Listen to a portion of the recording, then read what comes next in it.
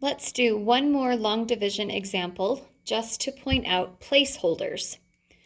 So in this example, my p of x is a degree 5 polynomial.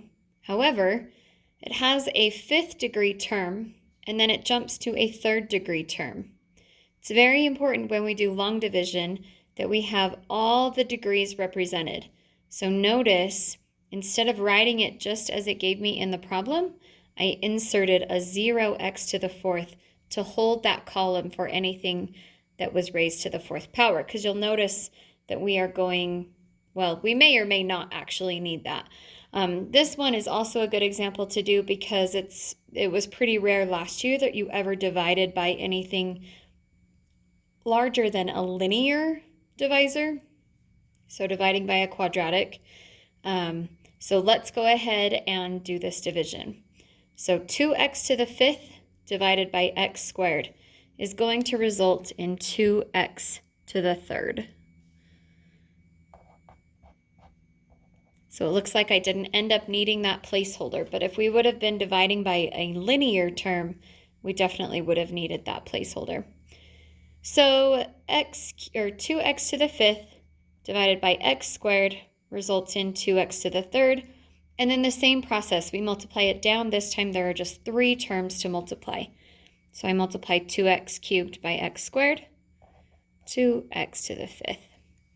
2x cubed times negative 3x. Here's a place where we definitely needed that placeholder. So 2x cubed, negative 3x. So negative 6x to the 4th, I believe. 2x cubed times 1, 2x cubed. And just like we did before, once we're done multiplying, we subtract all of those terms. Those ones completely cancel out. 0 minus negative 6 would be 6x to the 4th. 1x cubed minus 2x cubes. And then don't forget to bring down that next term. Then repeat the process. 6x to the 4th divided by x squared would be positive 6x squared. Multiply it back down. 6x squared times x squared, 6x to the 4th. 6x squared, negative 3x, negative 18x to the 3rd. 6x squared times 1, 6x squared. And now we subtract. 6x to the 4th minus 6x to the 4th, those are gone. Negative 1x cubed minus negative 18x cubed. So really negative 1 plus 18. Negative 2 minus positive 6, so negative 2 minus 6 more would be negative 8. And bring down.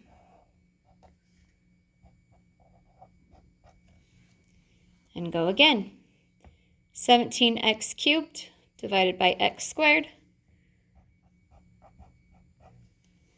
Multiply down. 17 times 3 is 51.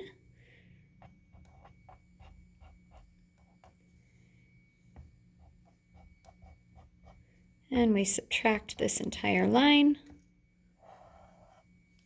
So negative 8 minus negative 51.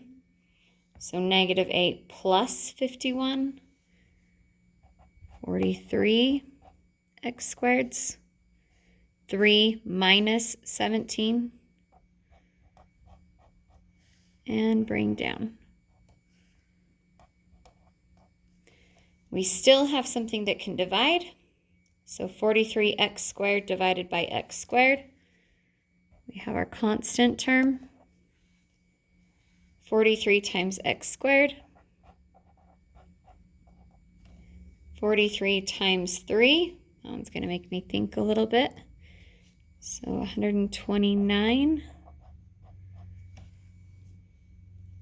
And then 43 times 1. Subtract. Those are gone. Negative 14 plus 129, 115x. Negative 5 minus 43 more. Now I can no longer divide because this is only x to the first power. It cannot be divided by x to the second power. So the rest of this is all my remainder.